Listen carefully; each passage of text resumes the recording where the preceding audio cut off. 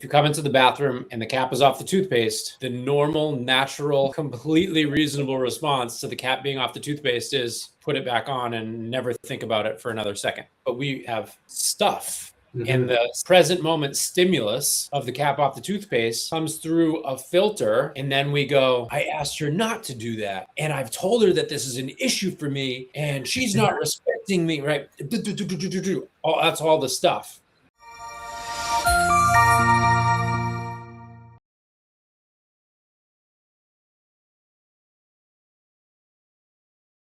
Well, one of the things that I've been noticing, kind of dialed back on the walking to work thing and was driving my car a couple times. But like as I'm driving, I'm reminiscing about this episode in my life. I don't want to go there. Like, what am I doing here? When I go into it, like I'm still pissed at the way that went down and the way I was treated. So yeah, I think it's one of these like a big imprinting experience in my life. Probably 1997 or 9 that is now like jiggling its way loose a little bit in some way because it's kind of coming up spontaneously coming up in my thoughts. We don't know that the stuff that's kind of impressed down there, we don't know that it's actually influencing us. Right. We don't need to know what the association was. All we need to know is that there's stuff. The example that I use for couples is the cap's off the toothpaste. If you come into the bathroom and the cap is off the toothpaste, and there's no history, the normal, natural, completely reasonable response to the cap being off the toothpaste is put it back on and never think about it for another second. But we have stuff.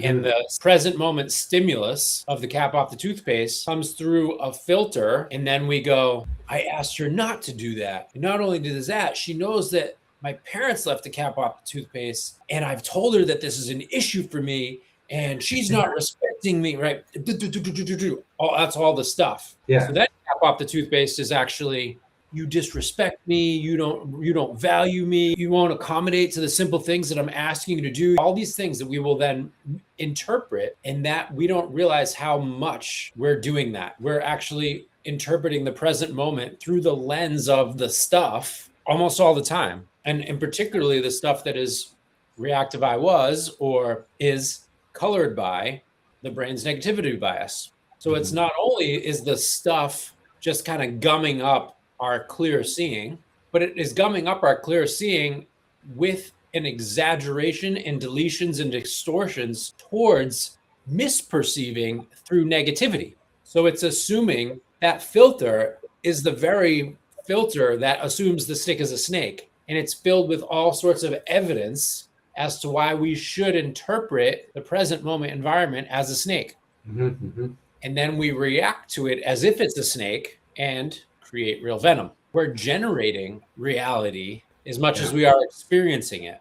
And so sometimes it'll be more obvious the way a present moment stimulus will relate to our reaction to it. You know, there'll be more of a one-to-one connection. But when you're actively engaged in a healing, growing spiritual process, like you have been for a very long time, stuff will also come up randomly or seemingly randomly, or maybe it's not random and we don't fucking know and don't care. We can certainly have a clean filter instead of one that is full of gunk. And so the gunk is coming up because of the work that you're doing, because you're relaxing your nervous system, because you're telling your nervous system it's safe to heal. So it's letting up the stuff that's been not safe to heal. One of the things that I really like about this philosophy, or when I've played this out, sometimes it's not. Sometimes it's a person being an asshole, which is different than a cap off the toothpaste. Like, I'm not saying to whitewash it.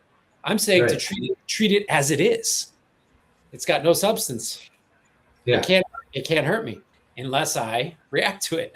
This is the longevity hack that no one's talking about. That's why I named the podcast that. Reclaiming survival mode energy for minor disturbances that are happening all day long. Yes. Is like a nuclear bomb's worth of energy. Yeah, it's like you eat all day, every day, right? Eat all day, little bit, just little sips. There's some more, like there's energy that I was wasting. You know, it's like boom, and then this is the way of metabolism. This is actually, and by the way, obviously my work is influenced by Rudy. This is spiritual cannibalism. This is exactly what he means by spiritual cannibalism. You are eating, you are metabolizing the energy of experience on a day-to-day, moment-to-moment basis. That is what fills you with Shakti and when the Shakti overflows, because you're no longer wasting it, the Shakti is already plentiful. We're just stopping wasting it. If you don't want to look at it in terms of Shakti and spiritual terms, our life force is plentiful. We're just stopping using the most expensive fuel we have, the fuel that is designed to save our life from death in the grocery store. Minor trivial situations. Yeah. Minor trivial situations where we are literally using life or death fuel to react to. And so keep it simple. Work with what arises on a moment-to-moment daily basis and be like, oh, yeah, great. And sometimes bigger stuff is going to arise. This is what Rudy called your daily bread. Your daily bread will show up. Sometimes it's a fucking large pizza. Sometimes it's a little, grape. How do you eat it? One bite at a time. And sometimes you need to put it aside and put it in the fridge, and you're going to get the leftovers later in the week. But that's okay. And those are those patterns that sometimes it takes a bunch of it re-arising for you to put a few pixels in the hippocampus and a few pixels and then eventually the whole pattern goes. Really appreciating the new tools. And, I think as I've kind of described, one of the tools that I already used regularly was reframing, right? Like mentally reframing. And what I'm really getting with this program is a body practice, right? Like the tension release aspect of it. What I call it, when you release the physical tension, there's a psychic fart, and there'll be story with it. Yeah. And I think the important thing is to treat it like a psychic fart. You don't grab the air and push it back in. You let it release. And that's exactly what it feels like, rather than like, oh my God, and then I'm gonna clench and pull it in and go into the reaction. It's like, oh yeah, it's just kind of lifting up and out, and I'm watching it pass by, but not getting caught up in that swirl. Ghost is another good analogy because these things are literally ghosts. Yeah. The ghosts of the past, the mirages have as much substance as a ghost. They are transparent. They are transitory. They are ephemeral. And they only have the substance that we give them. And they're also like a ghost in that they don't have energy to exist on their own. They only can live off of our energy. And if we divest them of our energy, they wither up and die. Sometimes, though, they scream a little bit louder when we start to starve, right? And so you doing this work is what is going to bring up some of those bigger ghosts. I'll have a framework as we move towards the last quarter of this program to work with bigger stuff. But the way to work with bigger stuff is not by thinking about going after bigger stuff. It's just the small little moment-to-moment work. Because guess what? Now you can take some of the stuff that we haven't covered. Yeah, so that's what I'm at. That's practice the patterning of the little stuff. So that's what it's my intention. But I think that this is what Jesus meant when he says, love your enemies. Like the ghosts and demons and resistances that come up, they are actually fuel. And when we actually get to a point where we have a relationship with our reactivity, well, if I'm no longer afraid of it, one, it doesn't arise as such a big, scary ghost, big, scary monster in the closet. We're actually inviting it. We're welcoming it. I don't need to go looking for it, but I welcome whatever is going to come up. The teaching on one taste that you hear in spiritual circles is not that everything tastes the same. It's that you are coming from the same place. You're seeing that underneath all the infinite variety of Mirage is all energy, and you're not concerned with the mirage, you're concerned with the energy behind it. But what I did with it was practice the change state and be like, you know what, really getting bent out of shape, this thing that happened 30 fucking years ago, just drop it, man. This is not what I want to bring to work. This is not what I want to stew on for the next 45 minutes sitting on the train. Do some deep sigh and some body breath and show up at work like so chill that they wonder if I'm actually working on the same project, because I'm working on an intense project and other people are like really kind of tweaked and stressed. And I show up and I'm like, hey everybody, how's it going? Yeah, dude. Hope you're having a great day. That's awesome. And so the way I envision what's happening there, and sometimes we need a number of cracks at a pattern, and that's okay. But what you did, what I want people to have confidence in and to have the background knowledge and information is that simply by leaving it alone and not reacting to the reaction, and maybe sometimes not so simply, profoundly by leaving it alone, reacting to the reaction, that was a survival mode memory. And the way survival mode memories are processed is they are fragmented. They're taken apart purposefully in our evolutionary biology because our evolutionary biology understood, at least this is my theory on it, no two situations ever happen the same. It's not useful for the alarm system to store a whole accurate memory. What it does is it actually breaks it down into all its composite parts. This is called state dependent triggering. The example that I give in the book is, you know, car accident when you're 18, sunlight came into the window at a certain angle and hit your eye at a certain angle.